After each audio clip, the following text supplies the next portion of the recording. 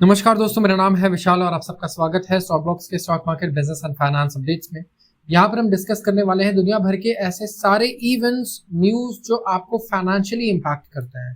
तो आपके जेब पर अगर असर पड़ रहा हो किसी खबर से तो उसको यहाँ पे हम लोग डाइसेक्ट करेंगे, हम उसके कॉज को एनालाइज करेंगे, उसके इम्पैक्ट को भी एनालाइज करने की कोशिश करेंगे और सीखेंगे कि हम खुद से ये कैसे कर सकते हैं। तो आपको ओपिनियंस कॉपी नहीं करने हैं, आपको जो प्रोसेस है उसे देखना और सीखना है। शुरुआत करूंगा मैं आज के सबसे पहले आर्टिकल से और यह है एयरटेल के बारे में। अब एयरटेल और जियो दो तरीके के ऐसे सिम है जो सब लोग यूज करते होंगे।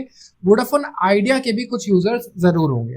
अब देखा होगा आपने कि वोडाफोन आइडिया के ऊपर एक्चुअली बहुत सारी पेनल्टीज और उधार था। तो इन्होंने कहा कि गवर्नमेंट को इन्होंने कहा कि एक काम करो, आप पैसे क्या लोगे हमसे, पैसे तो हमारे पास ज्यादा है ही नहीं, कंपनी का ही हमारे उठा लो कुछ परसेंट, 20-30% कंपनी का ही ले लो। तो इस टाइम पे वोडाफोन में अगर आप देखोगे तो करीब 49% भारत सरकार ने ले लिया है और इन्होंने कन्वर्ट कर दिया है ड्यूज को, जो भी डेट था इनका, उधार था, उसको कन्वर्ट कर दिया। अब एयरटेल कह रहा है कि कई बार ऐसा होता है हमारी फैमिली में कि आप देखते हो कि अच्छा यार इसको अगर ये मिल रहा है तो मुझे भी मिलना चाहिए। तो भारतीय एयरटेल जो है ये सेकेंड टेलीकॉम कंपनी बन चुकी है जिन्होंने रीच आउट किया डिपार्टमेंट ऑफ टेलीकम्युनिकेशंस को और इन्होंने कहा कि हमारे भी जो स्पेक्ट्रम ड्यूज है ना उसको गवर्नमेंट इक्विटी में कन्वर्ट कर दे, हमें कोई दिक्कत नहीं है, आप गवर्नमेंट इक्विटी में कन्वर्ट कर दो इसे। तो एयरटेल का जो मूव है ये अवेल करेगा सेंटर के 2021 मॉरिटोरियम प्रपोजल को, जो 3 हफ्ते बाद गवर्नमेंट के नॉड के बाद इन्होंने कन्वर्ट किया फाइनेंशियली स्ट्रेस वोडाफोन आइडिया के आउटस्टैंडिंग स्पेक्ट्रम ड्यूज को। 36,950 करोड़ के उधार था, ठीक है, पेनल्टीज, ड्यूज, उधार ये था। इसे गवर्नमेंट ने क्या किया, बोला चलो ये रहने दो, इसके बदले 48.9% स्टेक जो है वो वोडाफोन में गवर्नमेंट ने बढ़ा दिया। पहले कितना था, 22.6% था, फिर बढ़ के कितना हो गया 48.9। और अब गवर्नमेंट का कहना है कि देखो अब अगर हमने बढ़ाया कि तो पीएसयू बन जाएगा, हमें इसे पीएसयू बनाना ही नहीं है, तो आप रहने दो, हम और नहीं करेंगे। अब एयरटेल कह रहा है कि यहाँ पे गवर्नमेंट को क्या करना चाहिए, यहाँ पे गवर्नमेंट जो है स्टेक होल्डर होगी 4 टेलीकॉम कंपनीज में, वीआई, एयरटेल, भारत संचार निगम, बीएसएनएल और एमटीएनएल। और बीएसएनएल, एमटीएनएल वैसे भी गवर्नमेंट टेलीकॉम कम्युनिकेशन कंपनीज है, पूरी तरीके से गवर्नमेंट की है। तो एज ऑफ अप्रैल अगर आप देखोगे सिंगापुर हेडक्वार्टर टेलीकम्युनिकेशन सिंगटेल जो है ये भी एक शेयर होल्डर है, इंपॉर्टेंट शेयर होल्डर है एयरटेल में, और ये डायरेक्टली 9.5% स्टेक होल्ड करता है।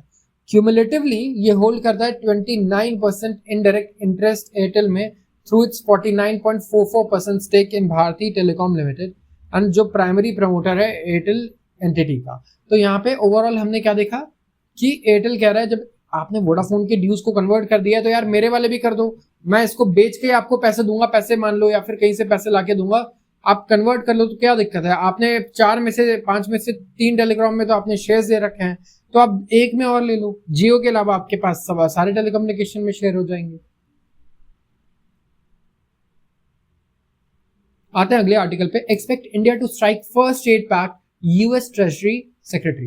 अब यहाँ पे यूएस के ट्रेजरी सेक्रेटरी का यहाँ पे हमने बयान देखा है और इन पर्सन नेगोशिएशंस इनका कहना है कि चल रही है इंडिया के साथ यूनाइटेड स्टेट्स की, और ये बुधवार को स्टार्ट हुई है। तो ट्रेजरी के जो सेक्रेटरी हैं स्कॉट बेसेंट, इन्होंने कहा कि ये एक्सपेक्ट कर रहे हैं कि इंडिया स्ट्राइक करेगा फर्स्ट बायलैटरल ट्रेड डील और अवॉइड करेगा प्रेसिडेंट डोनाल्ड ट्रंप के रेसिप्रोकल टैरिफ को। तो इंडिया दुनिया का सबसे पहला देश बन सकता है जो बायलैटरल ट्रेड डील साइन कर लेगा यूएस के साथ और अवॉइड कर पाएगा प्रेसिडेंट डोनाल्ड ट्रंप के रेसिप्रोकल टैरिफ को पूरी तरीके से। तो न्यूयॉर्क पोस्ट के अकॉर्डिंग बेसेंट ने कहा है कि राउंड टेबल जो है यहाँ पे वो चल रहा है एंड बहुत ही क्लोज है ये to reaching a successful conclusion पहुंचने के बहुत पास है, क्योंकि दुनिया की जो मोस्ट पॉपुलस नेशन है इनके पास ज्यादा हाई टैरिफ्स है ही नहीं। इंडिया के पास नॉन टैरिफ बैरियर्स भी बहुत कम है और ऑब्वियसली कोई एक ना तो ये करेंसी मैनिपुलेशन करते हैं एंड गवर्नमेंट भी बहुत कम सब्सिडीज देती है, तो इंडियंस के साथ डील करना काफी इजी है। तो इन्होंने क्या कहा, आप देखो ये कैसे कह रहे हैं। पहले तो ये कह रहे थे कि इंडिया सबसे ज्यादा टैक्स लगाता है इंपोर्ट पे, सबसे ज्यादा टैरिफ लगाता है, टैरिफ किंग बोल रहे थे, और अब ये कह रहे हैं कि दुनिया की जो इंडिया है दुनिया में ये इनके पास ज्यादा हाई टैरिफ्स है ही नहीं। अब इनके नॉन टैरिफ बैरियर्स भी गायब हो गए अचानक से, करेंसी भी ये मैनिपुलेट नहीं करते। सबसे बढ़िया कंट्री इन्हें दुनिया में सिर्फ कौन नजर आ रहा है, इंडिया ही नजर आ रहा है। तो स्टेटमेंट्स देखो कैसे पलट जाते हैं पॉलिटिशियंस के। तो सेपरेटली प्रेसिडेंट ट्रंप ने कहा है रिपोर्टर्स को व्हाइट हाउस में साइनिंग एग्जीक्यूटिव ऑर्डर कि इंडिया जो है अपने टैरिफ्स को रिड्यूस करने वाला है in as a part of bilateral trade agreement under negotiation, और इंडिया चार्ज करता है almost more than any other country in world. तो जो प्रेसिडेंट है उनका कुछ और कहना है और जो ट्रेजरी सेक्रेटरी है उनका कुछ और कहना है। तो यहाँ पे इनका कहना है, तभी डोनाल्ड ट्रम्प ने कहा कि इंडिया का हाईएस्ट सबसे ज्यादा टैरिफ है और चाइना से भी ज्यादा है। तो citing the example of Harley Davidson, जिसका इन्होंने एग्जांपल दिया था, हार्ले डेविडसन आप टैरिफ फ्री भी कर दोगे तो इंडिया में कितने लोग हैं खरीदने वाले भाई, आप ये सोचो। ये 30 लाख की गाड़ियां, 25-20 लाख की मोटरसाइकिल्स कौन खरीदेगा? मारुति परेशान है कि कार नहीं बिक रही है, गाड़ियां नहीं बिक रही है, ये 4 पहिए वाली 5 लाख 6 लाख 7 लाख वाली, तो कौन है जो बाइक ले लेगा हार्ले डेविडसन की? तो इससे हमें तो नहीं लगता कि बहुत ज्यादा खतरा है। और इनका कहना 6 साल पहले इन्होंने स्टेटमेंट दिया था। तो team of Indian commerce department officials हैं जिसे लीड कर रहे हैं हमारे chief negotiator, commerce secretary designate Rajesh Agarwal, और ये करंटली वाशिंगटन डीसी में है नेगोशिएशन के लिए for negotiating a trade deal with US.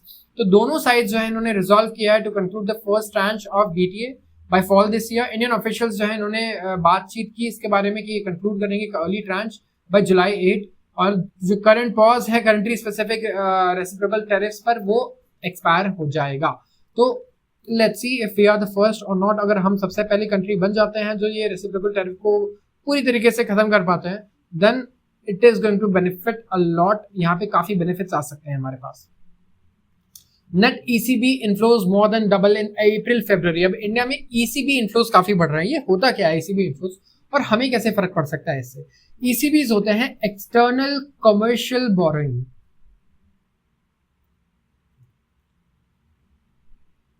More than double हो चुका है ये टू $20.3 बिलियन। अगर आप देखेंगे in the period April last year, पिछले साल के अप्रैल से आप कंपेयर करो फरवरी तक, ठीक है। एंड यहाँ पे रीजन क्या है? सबसे पहला रीजन है lower cost of overseas funds. जो ओवरसीज फंड्स है ना, जो पैसा हम लोग उठा रहे हैं विदेशी मार्केट से, इसका कॉस्ट कम है और यही रीजन है कि हमारी कंपनीज बाहर से पैसा इनफ्लो लाना चाहती है। जो इनफ्लोज थे वो हाईएस्ट थे इन एटलीस्ट 5 years, और जो नेट इनफ्लोज रहे हैं ड्यूरिंग अप्रैल 2023 एंड फरवरी 2024 ये रहा है $8.8 बिलियन आरबीआई के अकॉर्डिंग, और फरवरी में ये था 1.9 बिलियन, अप फ्रॉम 1.3 बिलियन। तो यहाँ पे एक्सटर्नल कमर्शियल बोरिंग सबसे पहले हमने समझा कि क्या होता है जब आप विदेश से पैसा लेते हो और करेंसी भी फॉरेन करेंसी डिनोमिनेशन रहता है।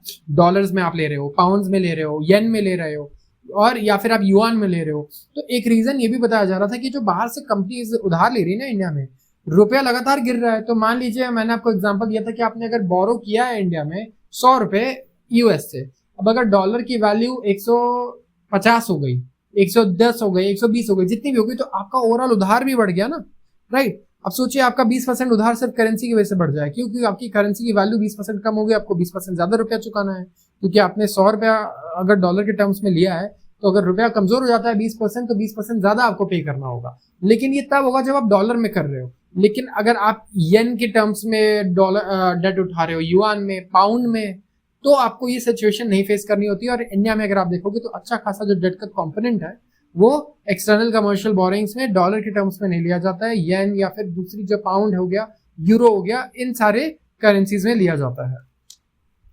तो ओवरऑल इनका कहना है कि जो लेंडिंग रेट है वो डाउन है 40 से 50 बेसिस पॉइंट्स, मतलब 0.4 to 0.5%, और एक्सपेक्टेशन है कि आगे जाके यूएस में रेट कट होना है, तो इससे क्या होगा, इंटरेस्ट रेट और सस्ता होगा। और इसी वजह से इंडिया की कंपनीज काफी स्मार्ट है, वो यहाँ पे अगर आप देखोगे तो बाहर से लोन ले रही है कि आगे लोन और सस्ता हो जाना है, एंड उनका जो कॉस्ट है ऑफ कैपिटल वो कम होता रहेगा, प्रॉफिटेबिलिटी बढ़ती रहेगी, प्रॉफिट मार्जिन भी इंक्रीज होंगे। तो ये काफी तरीकों से बेनिफिट कर सकता है कंपनीज को, एंड कंपनीज ये डिसीजन यूजुअली बहुत सोच समझ के लेती है, क्योंकि कई बार बहुत बड़े झटके लगते हैं कंपनीज को इसी रीजन से, क्योंकि वो फॉरेन करेंसी में डेट बोरो कर रहे हैं। तो ये इस बात का हमें ध्यान रखना है। बात करते हैं अगले आर्टिकल की। यहाँ पे अगर आप देखोगे चाइना के साथ यूएस के रिलेशंस जो है थोड़े से अलग हुए हैं। China wants US to revoke all tariffs, denies holding talks। तो चाइना ने कह दिया है कि मैं बात ही नहीं करना तुमसे, मैं डिस्कशन करना ही नहीं है मैंने तुमसे, अगर तुमने टैरिफ सारे सबसे पहले नहीं हटाए। तो बातचीत तब शुरू होगी जब आप टैरिफ्स को हटा दोगे। और यूएस ने किसी तरीके से अभी अगर आप देखोगे तो थोड़ा सा इनका जो स्टैंड है ना वो सॉफ्ट होता हुआ नजर आया। चाइना के साथ भी इन्होंने बातचीत करनी शुरू कर दी, बातचीत की बात होने लगी कि नहीं नहीं हमारे डिस्कशन हो रहे हैं, हम डील साइन करेंगे। तो चाइना ने डिमांड किया कि यूएस क्या करे, सारे यूनिलैटरल टैरिफ्स को रिवोक करे, और इन्होंने डिनाई कर दिया कि there were talks on reaching a trade deal, और मेंटेन किया एक defined stand despite president Donald Trump's recent easing of criticism of the country. तो यूएस है, US should respond to rational voices international community में and with in its border thoroughly remove all unilateral tariffs imposed on China if it really wants to solve the problem। तो China क्या कह रहा है कि US को क्या करना चाहिए, रिस्पॉन्ड करना चाहिए रैशनली। और अगर आप रैशनली रिस्पॉन्ड करना चाहते हो ना, तो सबसे पहले जो टैरिफ्स लगाए हैं यूनिलैटरल चाइना पर उसे आप हटाओ और उसके बाद आप बातचीत करो। जब तक आप ये टैरिफ लगा करके रखते हो हम पर, तो फिर ये बातचीत डिस्कशन नहीं है, ये क्या है, ये एक ब्लैकमेल है उनके हिसाब से। तो इन्होंने डिसमिस किया कोई भी स्पेकुलेशन की कोई प्रोग्रेस हुई है। चाइना कह रहा है कोई प्रोग्रेस नहीं हुई है, बट डोनाल्ड ट्रम्प की तरफ से ऐसे हिंट्स हमें देखने को मिल रहे हैं। और इन्होंने ये भी कहा कि any reports on development and talks are groundless, सीधा सीधा बोल दिया। और यूएस को कहा कि आप थोड़ी सी सिंसेरिटी दिखाओ अगर आप कोई भी ट्रेड डील हमारे साथ करना चाहते हो। तो यहाँ पे चाइना और यूएस का हमें स्टैंड ऑफ नजर आ रहा है। चाइना ने काफी सारे रेसिप्रोकल टैरिफ्स लगाए हैं एंड चाइना अलग अलग कंट्रीज के पास जाकर बातचीत कर रहा है कि आप भी हमारे साथ जुड़ो और यूएस पर टैरिफ्स लगाओ। Japan to resist Trump efforts to form trade bloc against China. Japan ने कहा है कि जो यूएस जो भी एफर्ट डाल रहा है ना कि इकोनॉमिक ब्लॉक बनाना चाहता है चाइना के अगेंस्ट, हम उसमें पार्टिसिपेट नहीं करने वाले। और इन्होंने ये भी कहा कि जो इंपॉर्टेंस है टोक्यो के ट्राइज का बीजिंग के साथ, ये काफी इंपॉर्टेंट है। एंड ये जापान यहाँ पे चाहता है कि वो परमानेंट रिलीफ दे पाए ट्रम्प के टैरिफ से by addressing US concern in the areas of bilateral trade including automobiles and agriculture. तो ये जो ऑफिशियल्स हैं जिन्होंने कहा कि हम आइडेंटिफाई नहीं होना चाहेंगे, इनका ये कहना है कि जापान पुश कर रहा है कि वो डील स्ट्राइक कर ले before the 90-day reprieve in tariff expire. जो 90 दिन का समय मिला है उसमें ही डील साइन हो जाए। इकोनॉमिक ब्लॉक में पार्टिसिपेट नहीं करना चाहेगा वो, चाइना के अगेंस्ट इस तरीके से भी एक्शन नहीं ले पाएगा। तो जापान अपने तरीके से प्रेशर डाल रहा है यूएस पे।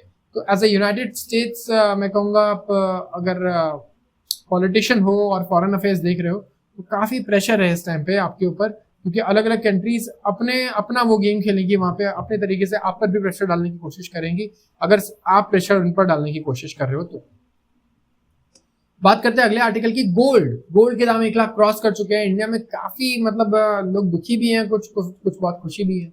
और जो पुरानी जनरेशन के लोग हैं जिन्होंने काफ़ी गोल्ड बाय कर लिया वो बहुत खुश है, लेकिन जो नई जनरेशन के लोग हैं यहाँ पे थोड़ा बहुत तो दुखी है कि भाई हम कैसे गोल्ड लेंगे इतना महंगा। तो आरबीआई की यहाँ पे काफी गलती है अगर आप देखोगे गोल्ड के रेट को ऊपर पहुंचाने में। और गलती तो मैं नहीं बोलूंगा क्योंकि लोग काफी खुश होंगे। 57.5 टन गोल्ड यहाँ पे परचेज किया आरबीआई ने, सेकंड हाईएस्ट है ये 7 सालों में। तो रिजर्व बैंक ऑफ इंडिया किसकी शादी की तैयारी कर रहा है, क्या कर रहा है हमें नहीं पता, बट गोल्ड बाय कर रहा है बिना रीजन बताए। तो दुनिया भर में अगर आप देखोगे ना सेंट्रल बैंक्स एक बहुत कॉमन पैटर्न है, सब लोग गोल्ड बाय कर रहे हैं। चाहे आप टर्की की बात करो या इंडिया की बात करो, यूएस की बात करो, यूरोप की बात करो, चाइना की चाहे आप बात करो, रशियन सेंट्रल बैंक भी गोल्ड बाय कर रहा है। क्यों बाय कर रहा है कोई इसके बारे में डिस्कशन नहीं कर रहा, राइट। कोई इसके बारे में सेंट्रल बैंक यूजुअली ज्यादा डिस्क्लोज नहीं करते हैं, but reserve bank of India ने ये आप देखो कि सेफ हेवन एसेट को ऐड किया है, इवन तो प्राइस लगातार बढ़ रहे हैं फिर भी। और ये सेकंड हाईएस्ट लेवल है गोल्ड परचेज का किसी भी फाइनेंशियल ईयर में by central bank after it started accumulating gold in December 2017।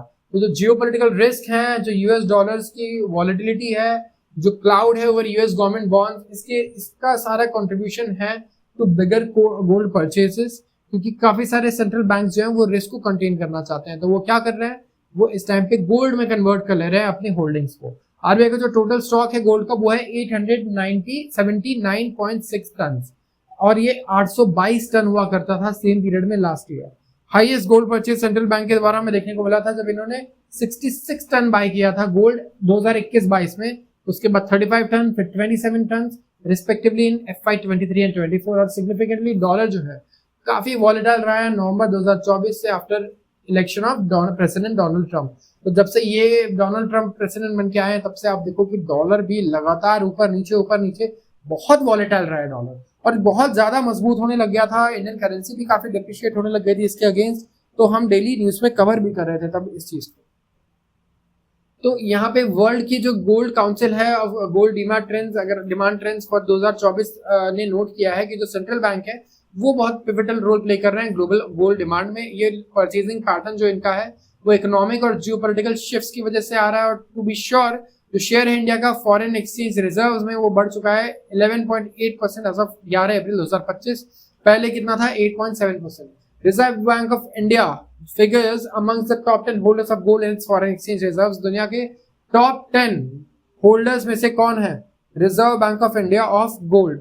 And यहाँ पे सिग्निफिकेंटली अगर आप देखोगे तो बहुत सारे सेंट्रल बैंक जैसे कि Turkish, Swiss, even Chinese counterpart जो है, आरबीआई कभी गोल्ड बेचता नहीं है यूजुअली, क्योंकि ये पॉलिटिकली काफी डिफिकल्ट डिसीजन होगा जो सेफ्टी और लिक्विडिटी कंस्टिट्यूट करते हैं ट्विन ऑब्जेक्टिव्स रिजर्व मैनेजमेंट के इंडिया में। तो यहाँ पे आरबीआई को आप सेल्डम देखोगे, बहुत ही कम देखोगे कि वो गोल्ड को सेल कर रहा है। गोल्ड परचेज सेंट्रल बैंक करते हैं तो क्या होता है, उनकी अगेंस्ट इट्स ओन करेंसी अगर आप देखोगे वॉलेटिलिटी ये अपने आप को प्रोटेक्ट कर पाते हैं, कंसिक्वेंट रिवैल्यूएशन से अपने आप को प्रोटेक्ट कर पाते हैं ऑफ रिजर्व्स। और जो रीसेंट ट्रेंड है वो सजेस्ट कर रहे हैं कि जो मॉडरेशन आया है रिजर्व बैंक ऑफ इंडिया के गोल्ड बाइंग में, और काफी मतलब मैं कहूंगा अगर आप देखो पिछले 5 साल में तो रिकॉर्ड नंबर ऑफ हमने ट्रांजैक्शन किए हैं फॉर गोल्ड, एंड हमने रिकॉर्ड लेवल पे गोल्ड को ऐड किया है हमारे बैंक में। जो रीसेंट पैटर्न है गोल्ड परचेजेस में ये सजेस्ट करता है कि और मेजर्ड अप्रोच आ सकते हैं आरबीआई द्वारा, और ये अंडरस्कोर करता है गोल्ड का राइजिंग स्ट्रेटेजिक इंपॉर्टेंस। तो इससे हमें गोल्ड के इंपॉर्टेंस के बारे में भी काफी कुछ पता चलता है। तो आज के लिए बस इतना ही। अगर आपको वीडियो पसंद आई हो तो जरूर इस वीडियो को लाइक करें और चैनल को सब्सक्राइब करना बिल्कुल ना भूलें। अगर आप रोज ऐसे वीडियोस को देखना चाहते हैं तो आप सबका बहुत बहुत धन्यवाद।